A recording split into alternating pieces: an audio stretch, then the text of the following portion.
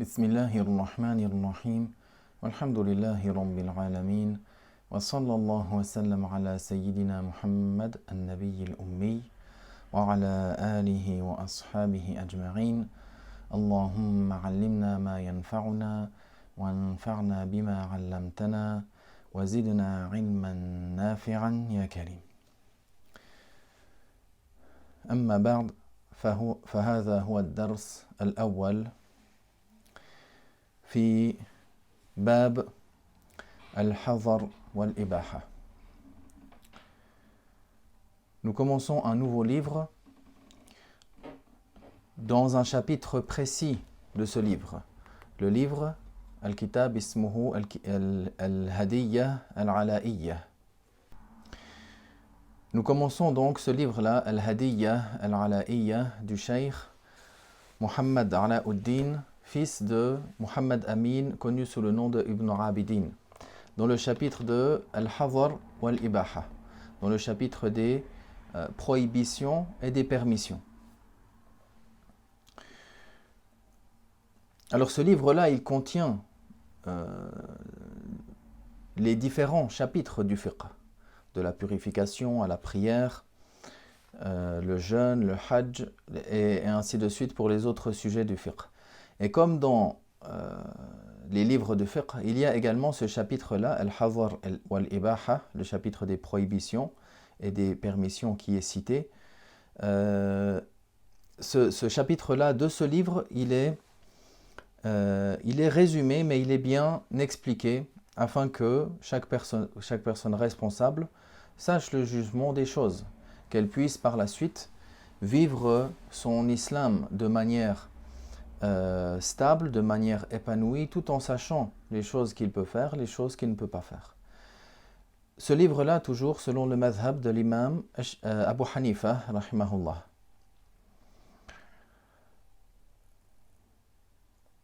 Bien sûr, par la suite, il y a aussi des chapitres que l'étudiant va aborder, tels que al-qawa'id al-fiqhiyya, les adages juridiques, qui sont extrêmement importants afin de comprendre les règles et comment sont construites les règles juridiques, les règles dans les bases de la loi.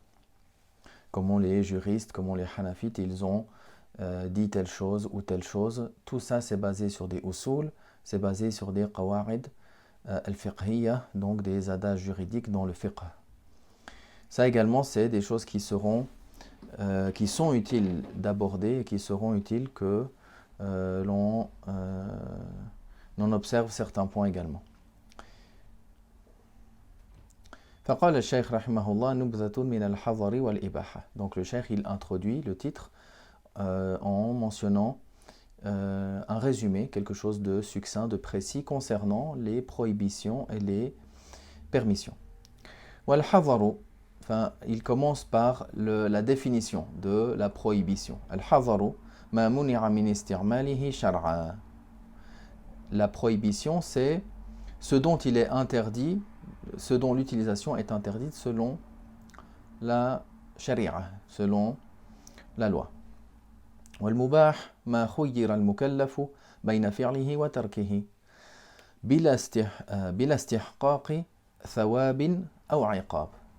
La permission, al-mubah, ou ce qui est des fois appelé indifférent, c'est ce dont l'esclave a le choix entre l'accomplissement et le délaissement, sans qu'il ne s'engage dans ce délaissement ou dans cet accomplissement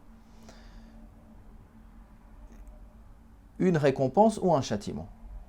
Il le fait, il ne mérite pas de récompense, ni il ne mériterait un châtiment. S'il le délaisse non plus, ni il ne mériterait une récompense, ni il ne mérite un châtiment. Al-makruh. كل مكروه كراهة تحريم كالحرام عند محمد رحمه الله في باب الحظر والإباحة وعندهما إلى الحرام أقرب.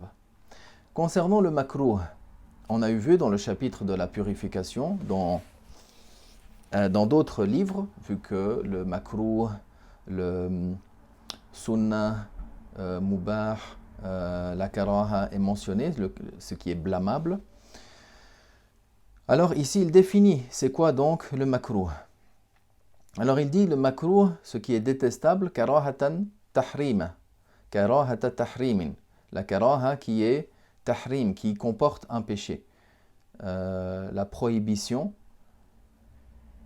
qui est tahrim, ce qui est blâmable, mais qui comporte un péché. Alors, ce tahrim-là, ce blâmable-là, tahrim, dans le chapitre des prohibitions et des permissions, il est comme le haram selon l'imam Muhammad.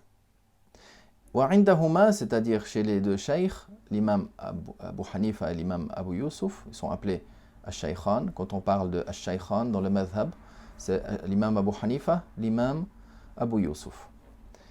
Il al-harami aqrab, c'est-à-dire le makruh détestable, tahriman, c'est ce qui est proche du haram.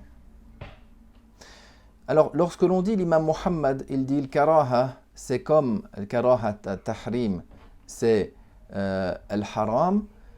Donc, dans la terminologie, il n'a pas fait de distinction. Il n'a pas, lui, utilisé, dans ce chapitre-là, la karaha tahrim. Il dit le haram. Mais ici, c'est un haram qui est confirmé par un dhann, par une présomption, et pas par un qata', pas par une chose catégorique.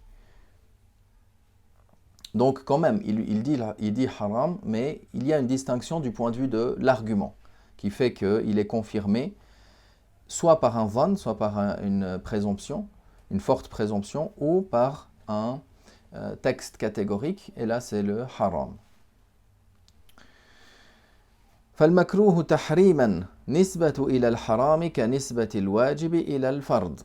Donc le makruh tahriman, il est par rapport au haram, tout comme le wajib est par rapport au fard. Le haram, l'interdit, il est, le makruh tahriman, il est en dessous dans la gravité, tout comme le wajib, l'obligatoire, il est en dessous du fard, le devoir, dans le degré d'obligation. وَالْمَكْرُوهُ كَرَاهَةَ تَنْزِيهِ إِلَى الْحِلِّ أَقْرَبُ.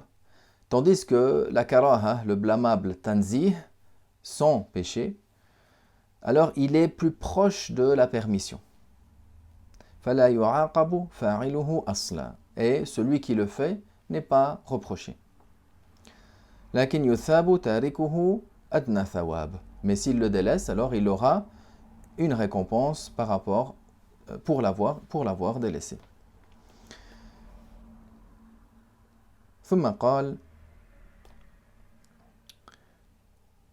الأكل والشرب واللبث وأحكامها. Il ouvre un nouveau chapitre, un nouveau sous-chapitre en mentionnant donc les jugements de la nourriture, de la boisson, des habits, donc les jugements de tout cela. Walhamdulillah wa sallallahu wa sallam ala rasulillah.